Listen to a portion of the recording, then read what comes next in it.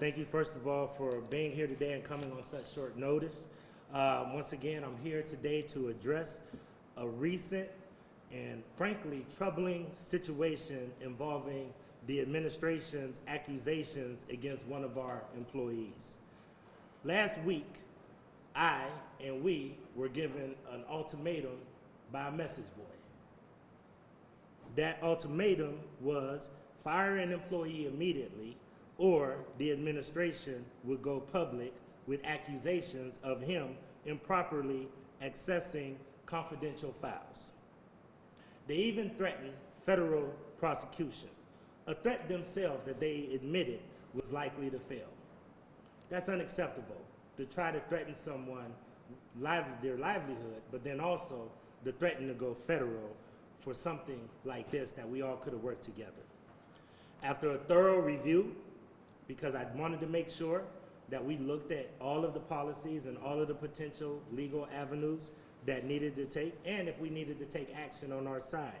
But after a thorough review, I can say with full confidence, after talking with our attorneys and all of our team, that our employee has done nothing wrong that we have uncovered. These accusations are baseless. Steve's job is to access information to help counsel make informed decisions and do our job effectively. Steve's job that I instruct him to do is to make sure he looks at these documents that are provided to him in GovQA in order to make sure that counsel is being transparent and being able to respond to all of your requests in an expeditious way. This is often necessary because getting information from the administration at times can be difficult. Our employee had access to this database since 2017. He accessed files that were available to him, files that were not marked confidential, and files that were not firewalled until earlier this year. There is no evidence whatsoever that any of these files were leaked or used for anything other than his work for counsel. Blaming Steve for accessing files that were made available to him is like giving someone a library card and then accusing them of wrongdoing for looking at the books on the shelves provided by the librarian. It's unfair, and it's a desperate attempt to distract from the administration's own failure to properly manage its public records database. It is their database. And technically, the law department also is supposed to be representing counsel. This is not just an attack on Steve. It's an attack on all of us. It's an attempt to undermine our ability to serve our constituents and hold the administration accountable by providing proper oversight. This is not the first thing that they've done. We used to have a police officer assigned to Cleveland City Council that worked with us to help us understand when crimes happen in our neighborhood. We used to have access to brevity reports that they used an opinion to say that there's a Marcy's law that we can't have access to that anymore. So why the message boys over on the other side of the hall want to continue to talk about transparency, their partner on the other side of the hall rarely has access, and they, even till today, they have begun to cut off access to GovQA, which means that we will have a problem getting records processed in a timely manner. Records that oftentimes we do ourselves. These attacks on Cleveland City Council need to end, and the best way to do that is to bring them to light, which is what we did. With that, I'm ready to take any questions that you may have. Is there any proof that he was doing anything wrong or illegal with these records? Did you find anything? Because that was some of the allegations that he had gotten social security numbers. Do you know maybe that he redacted? Was there any proof that he did posted them somewhere? Peggy, no. That's the problem. There is no proof, number one, that those files were used for anything. Number two, it's their system. If anybody had the responsibility to redact names and put firewalls in place to make sure that those were not accessed, it was their GovQA access. The other thing that I will tell you is that I question who else has downloaded hundreds or thousands of files as they accuse. So making these kind of loose allegations trying to destroy someone's reputation and character, trying to cause dissension amongst council, and then to give an ultimatum was unacceptable. Ladies and gentlemen, I'm the council president. No message boy is going to give me any kind of ultimatum. Blaine, could you explain what is Stephen's job, and what part of that necessitated having access to GovQA and downloading thousands of files? Steve is a policy analyst, so one of the things that he does for me is we actually meet every week to go over all of the legislation that we receive from the administration and that we're introducing, and then to inform me on any questions that are being brought forth so that we don't have any surprises. He works for me. He works directly as one of my aides, and he's a person who is a smart guy, a person who, quite frankly, it looks like figured out the system better than they did, which is what I think a lot of people have a problem with. People have had a problem with Mr. Risk for a long time, and I'm not going to do a political hack job because of somebody else's feelings. How long has he worked here? I will have to get that for you, but I know it predates me. I believe it goes back to approximately 2013 or so, but he predates me, and I will tell you, I kept him on, and when I kept him on, it was because he served as a valuable resource for me to make sure that we understand all of the details of policy in the city of Cleveland. Will he remain employed as your policy analyst? Right now, he is going to remain employed as my policy analyst. And let me say this, ladies and gentlemen, if I have shown anything else, I have shown that I'm willing to make the tough personnel calls if someone did something wrong. Immediately, when it was brought to my attention, we looked at all of the policies, we looked at all of the legalities, and we could not determine why this was even made a big deal. So right now, he has not done anything that's a fireable offense. He is an at-will employee. If something comes to light, we will deal with it from an administrative standpoint. But as of right now, with the attorneys and the team that I put together, we have found no policy that he has violated to be fired. The administration Yes. argues that he did do something wrong. He's accessing, as they say, unredacted information, and they are basing that off of the Attorney General's opinion that City Council does not have access, should not get access to that.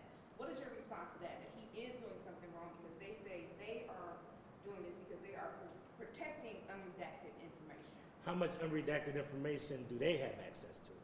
How much private information does their departments have access to? How many files have they downloaded? So once again, there's been no training, no policies. The last training that took place was in 2017. Until recently, once again, till this year, no firewalls. So once again, this is the equivalent of a librarian giving someone a library card and then getting upset because he just accessed the information that they had on the shelves. So once again, nobody can prove that he did anything wrong. Nobody can tell that these were done in any way. And quite frankly, I think it was weaponized against council and weaponized against us to try to create division, dissension, and it quite frankly was unnecessary. But why? Why do they need to create division and dissension? I have no idea, and to be quite honest with you, I'm really disappointed because we have gone above and beyond to try to be a partner and work with the administration, but I'm the council president. No message boy is going to give me any kind of ultimatums. Do you have any concerns that he is accused of downloading personal files of other council members and other private information or records that contain things like social security? Right now, none of that information has been proven or verified, and once again, he has not been instructed to do that, and we will be looking at all of our policies, but once again, that has not taken place. And if that was the case, once again, the administrator who runs GovQA should have made sure that even if it's council members' addresses, social security numbers, or private information, that should have been firewalled too.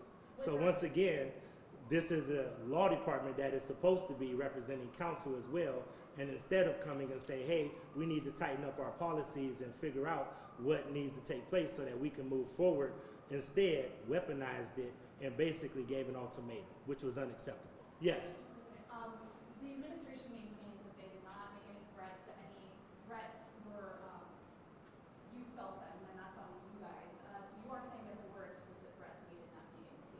had my chief strategy officer and 2 attorneys. And one of the things, when he was summoned to the office, I made it clear to him, when they said that the law department was going to be there, you also take our attorneys as well. So our attorneys and also my chief strategy officer, both and all 3 verified it.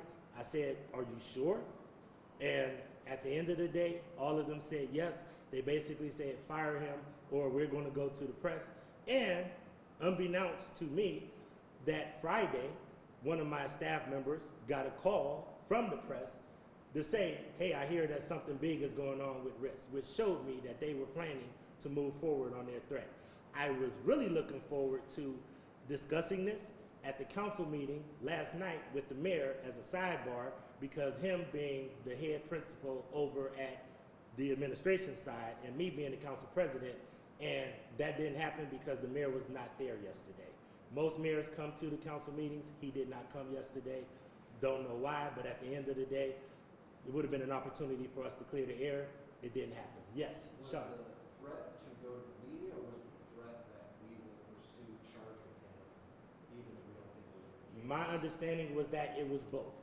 That we can go, even though it may not, the charges may not stick, but we can go to the federal authorities, which I think was dangerous in itself.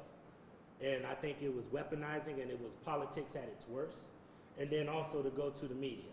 And this is par for the course. There's always times when we wake up in the morning and we're surprised, like, why did somebody go to the media with this?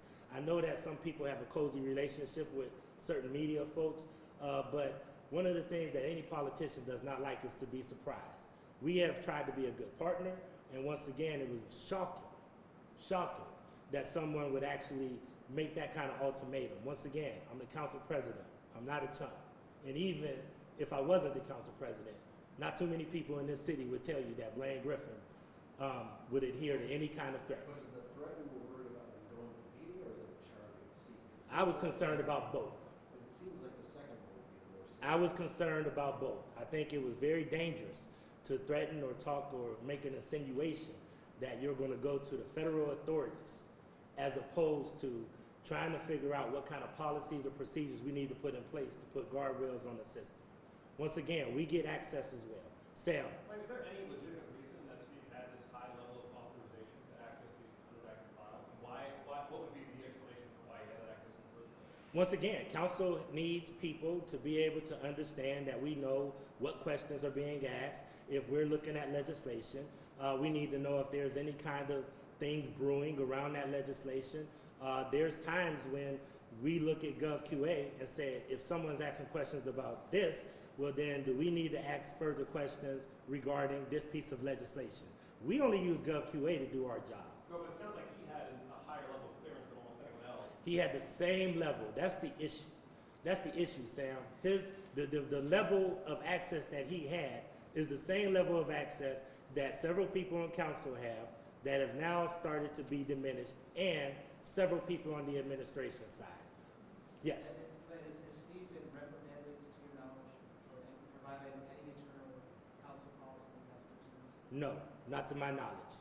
Not to my knowledge on council. Access he has? Do you have the same access? I do, but can I be honest with you, Sarah? I don't have time to look at GovQA all day, so that's why I have people that I rely on and that I trust that can make sure that I have accurate information so that I can make an informed decision. But we were told his access has been denied now. He has shut down access, and they have also shut down access to a couple of other employees who I'll leave nameless right now, which I think is ridiculous. Because at the end of the day, who picks and chooses who has access to GovQA? And once again, the law department technically represents Cleveland City Council too. So is the law department truly representing us? Or is the law department going to be weaponized against Cleveland City Council to give information when they want to give it to us or when they want us to have access to it? This is two sides to City Hall, ladies and gentlemen.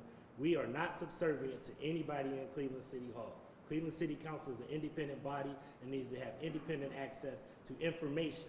Now, I'm all for rules, guidelines, and firewalls and making sure that we protect employees' information and anything else that we need to protect. But at the end of the day, we need to have our own access and we need to have our own guidance. So was any policy violated? From what we have looked at, no. Anything that we've looked at and all of the policies, I've had my team do an extensive overview of the policies to see if any policies were violated. No. Which brings me back to, Sarah, why we have a concern. Why punish this gentleman when there has been no training, very loose oversight of this GovQA, and it is the law department and the administration's failure to properly protect and manage GovQA. But then you want to blame counsel.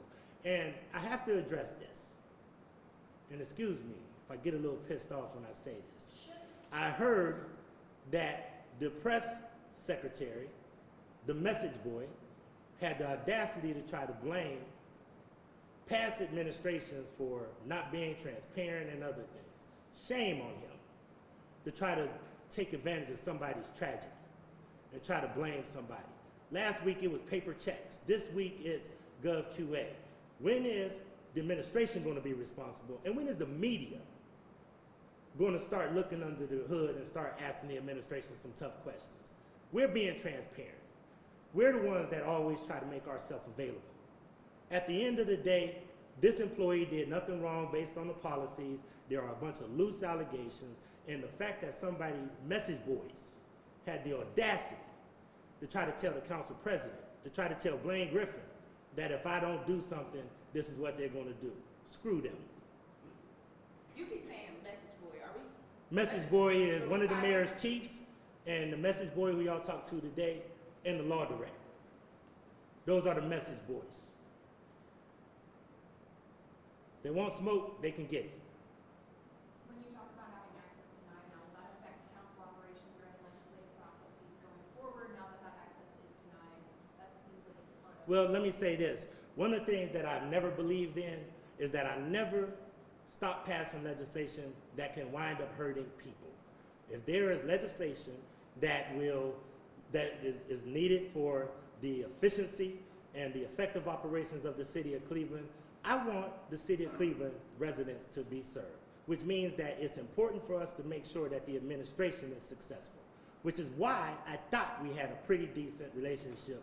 And I really am disappointed that these message boys felt that they could strong-arm me or Cleveland City Council. And I will tell you, if it's not essential to the operations of the city of Cleveland, until my people get what we need, there will be legislative constipation for some of the more important things that they want to do. Two can play that game in City Hall. I try not to, but at the end of the day, we're going to pass essential legislation to make sure that the operations of the city go through, but we're going to show everybody that there's two sides to City Council, two sides to City Hall. A follow-up to her question is that it seems right now there's a pretty contentious relationship between council or yourself, council, and the administration. How is this going to impact the residents of Cleveland if council and the administration can't get along? Council and administration have had times before where we've had disagreements. We've worked them out.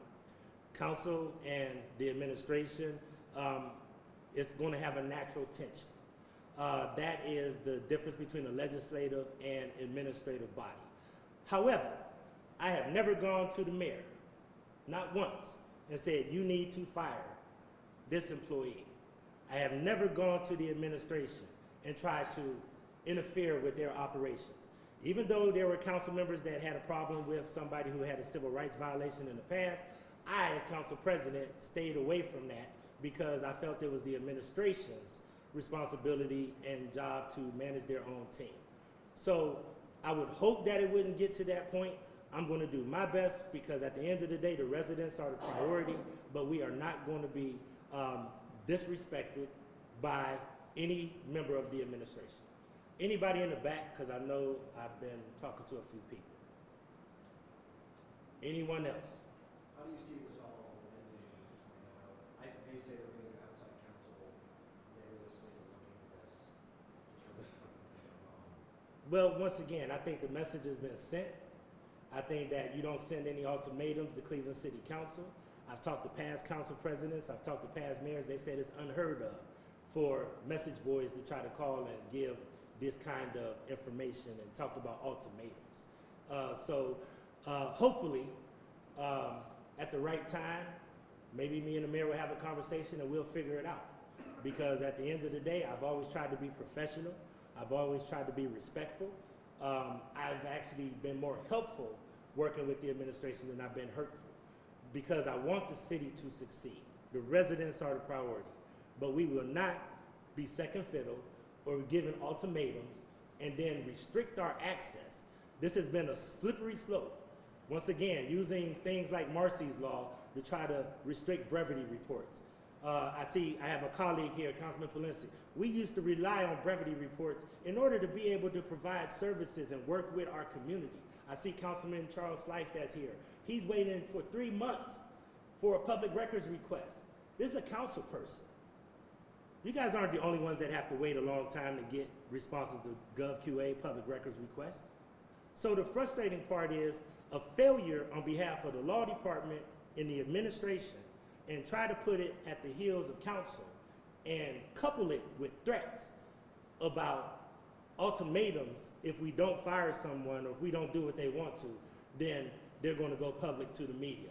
You guys also need to recognize that that's not fair to you, to try to utilize you to weaponize you against us.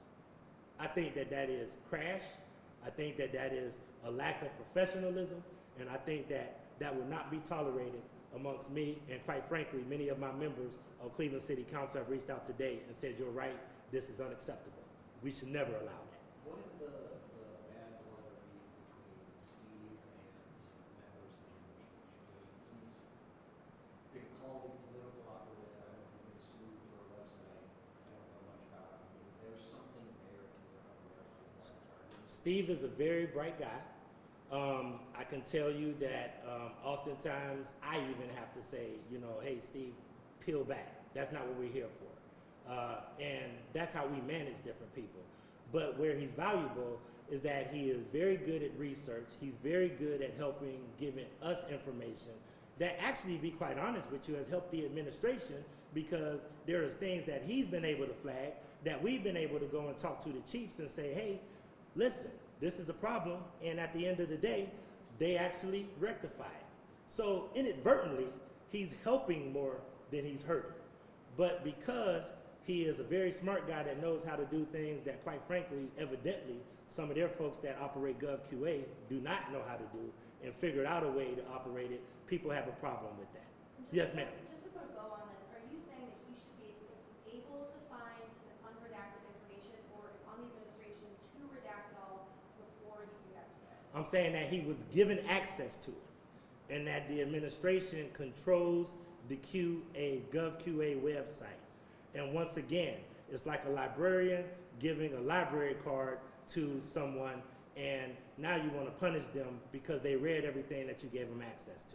They should have done a better job of providing firewalls, and they should have done a better job of being able to identify the training and policies, to say the do's and don'ts.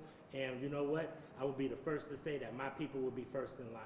But at the end of the day, to try to put threats and ultimatums and threaten to go to federal authorities, to get federal authorities in the business, ladies and gentlemen, where I come from, that's sacrilege. To actually talk and threaten, do you want to go to the federal authorities? And it's very eerily similar to what we're seeing in Washington, D.C. How do we utilize federal and different kind of agencies in order to try to undermine government bodies that we have differences with? That's not democracy. That's not democracy. And I wanted you to answer some more questions about you saying, where do we go from here?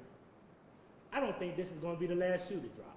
I think it's going to be a lot of salacious attempts to try to undermine and dig up dirt. And quite frankly, most of the time when it comes up, it doesn't come up from this side. And you know what? Anytime that they bring that kind of smoke, we're going to bring that kind of smoke right back. Is council unified in this position? Council is unified in this position. Council remains unified. At the end of the day, I will tell you that we have 17 members. So 17 members, when they say the euphemism is like herding cats, it's true. At the end of the day, everybody has their own opinions. So yeah, there may be people that have different renditions or versions, but I would tell you that everyone that I talk to and all of the people that reached out, when I send a letter informing them of what was going on, and that's why I informed them first and then made sure that you guys had a copy, because I know that there are no secrets in City Hall. That's the one thing out of the meeting that took place that I agree with the law director, that there are no secrets in City Hall. So I wanted to make sure that we let the council know that we done our due diligence, there's been nothing wrong, and what I think about this is being weaponized. So you're gonna probably have different opinions, but at the end of the day, everyone that I've talked to have stood firm and said that this is ridiculous, unacceptable, and believe that this is a bullying tactic that we won't stand for. Anything else? Ladies and gentlemen, thank you so much for coming out today. Council really cherishes ourselves from being transparent. Have a great day.